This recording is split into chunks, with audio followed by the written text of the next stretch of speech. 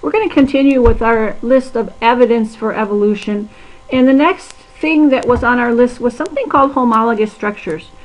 And if you remember back to our genetics chapter, we talked about this idea of homologous, what homologous means. We had homologous chromosomes, similar but not exactly identical. Remember, mom and dad chromosomes are same size, same shape, the banding pattern matches the same. They don't carry exactly the same traits. Dad could give you blue eyes, mom could give you brown eyes, but they're very similar in their shape and structure. And if you look at body parts of different animals, what we see is homologous structures, similar shape, similar bones, similar body parts that show relatedness between organisms.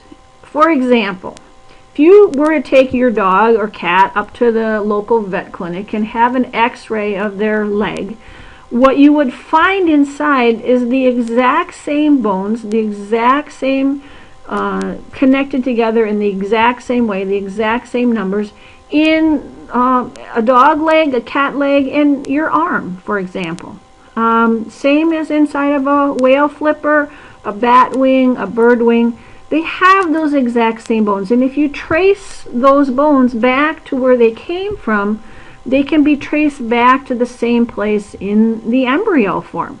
So if you look at the bones, if you look at what's inside of your arm, you have one bone at the top, your upper arm, called the humerus. You have two lower arm bones, and then you have a little group of wrist bones, and then finger bones. These are called phalanges.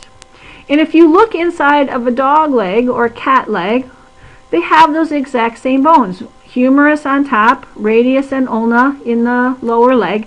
Same kinds of wrist bones, phalanges, finger bones. Whale, same thing. They have the exact same bones connected together in the exact same sequence, just like you do. We would say those are homologous structures. It suggests a relatedness between vertebrates and the mammals that have those same bones. Evolution explains why certain characteristics in related species have a similarity. If you look at those bones and say all of these organisms have those, it suggests a common ancestor that at one time had those same bones that passed to other organisms through ancestors. It suggests a relatedness between these organisms.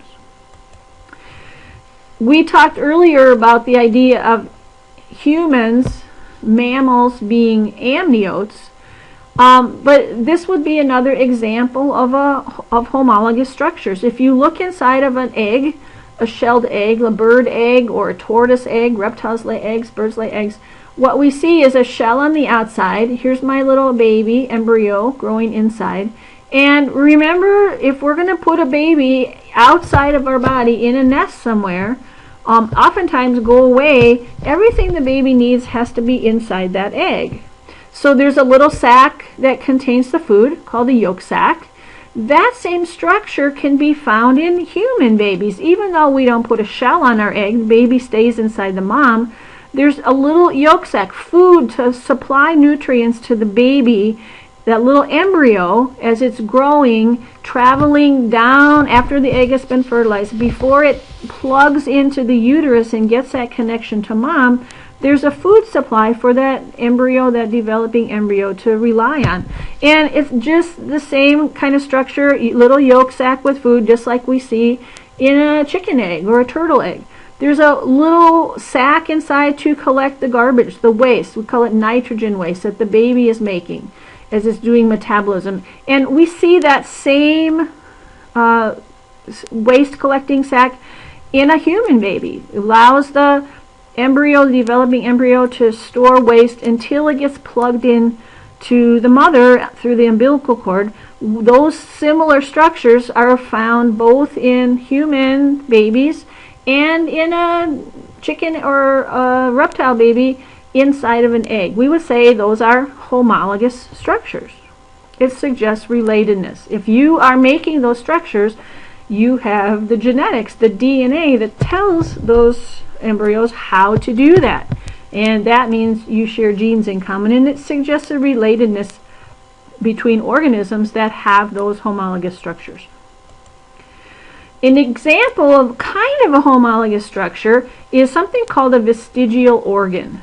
Vestigial organs are structures that are reduced in size.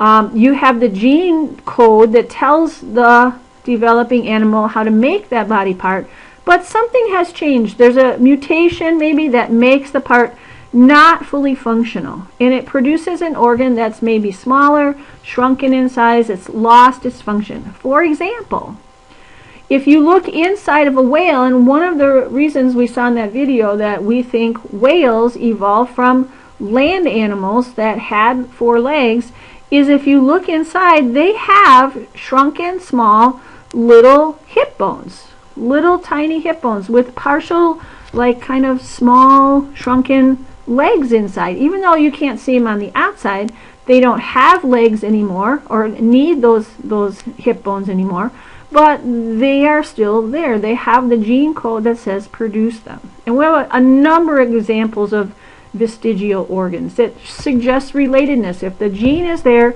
it came from an ancestor that possibly had those body parts that were fully functional.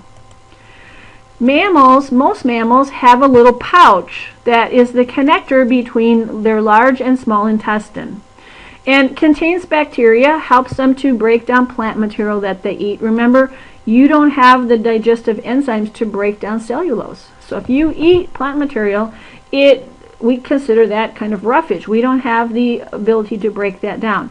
There are some bacteria that do have the enzymes, and we have symbiotic bacteria that live in our digestive tract to help to digest and break down food, and other mammals have that too. They don't have the enzymes to break down plants.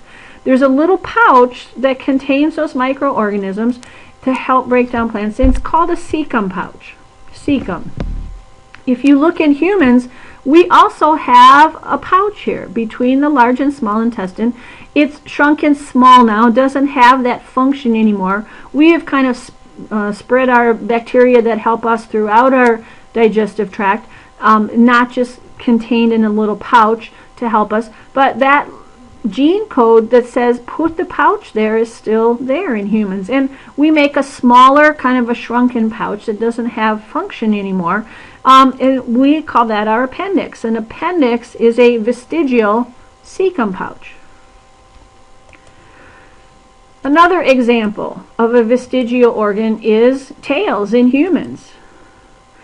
If you look back to embryo development in human, here is a human embryo. Here's the head. You can see the face here, eyes starting to form. Here's the back. You can see the vertebrae here starting to form. There's the front arm. Here's our leg and tummy side here. And notice there's a tail. Human embryos up until about 8 weeks of age have a tail. Why would we have a tail? When we're embryos, we don't have it as an adult. It disappears. Remember when we talked about that idea of apoptosis? Self-destructing cells, they self-destruct. They have the code to build a tail, but later on, it's about 8 weeks of age, that tail, cells in that tail do apoptosis, and they self-destruct. They disappear. So they're gone before the baby is born. Why do we have a tail? Because you have a gene code, the DNA, that says build a tail, and it suggests a relatedness between humans and ancestor organisms that had tails. They passed that gene to us. It doesn't function anymore. We lose our tail, but the gene code to make that tail is there. Skinks are another example. Skinks are a kind of lizard, and in some species their legs have become so small and shrunken that they no longer function in walking. So the skink has these little kind of tiny shriveled up legs. They are a lizard, but they crawl on their stomachs kind of like a snake. And it's because they have the gene code to make legs just like other lizards, but something has happened to that code, and so it no longer makes functional legs. Why would an organism have organs that don't have a function? one explanation is that there's the gene code there. The gene code to make that organ is present, but over time the function has been lost through mutations, or something has happened to the gene to make it not work the same as it did in past ancestors. If the organ isn't vital to survival, then natural selection isn't going to eliminate it, and you would end up with an organism that has a non-functional part. Number 5 on our list is embryology. Similarity between embryos. Remember, ology means study of, and embryos, studying embryos and comparing them suggests relatedness between organisms if embryos develop in the same way. If I was to erase these name labels here, you'd have a really hard time telling which one of these embryos is a human embryo, which one is a rabbit, which one is a tortoise. They look alike, and the reason is that they're following the same developmental pathway. It suggests a relatedness. The organisms that go through those exact same steps to build their embryos, they got the same genes that are telling those cells how to grow, how to develop, how to differentiate. So if you look at how embryos develop, and this is true for all animals, they all start as a single-celled, we call that a zygote. And those very early I can be anything cells, remember we talked about stem cells, they have the potential to develop into anything. If you compare those I can be anything, undifferentiated cells, they are going to develop in the same pathway, the same order, the same sequence, make the same tissues and organs in all of the vertebrates. And it suggests that there's a relatedness, that they evolved from a common ancestor because they share the same developmental pathway. So that little zygote, single cell, comes from a sperm and egg coming together, and then we're going to do mitosis. We did a whole chapter about that. One cell divides into two, two into four, four into 8. You get this little ball of cells growing. It's called a blastula, and if you slice it and look inside, it's hollow inside. There's fluid in there, but there's an empty space. There's space in here. And all animals go through the same process. Zygote to a blastula, and then something happens to that blastula, that little ball of cells. It looks like someone took their fist and gave it a big punch on one side.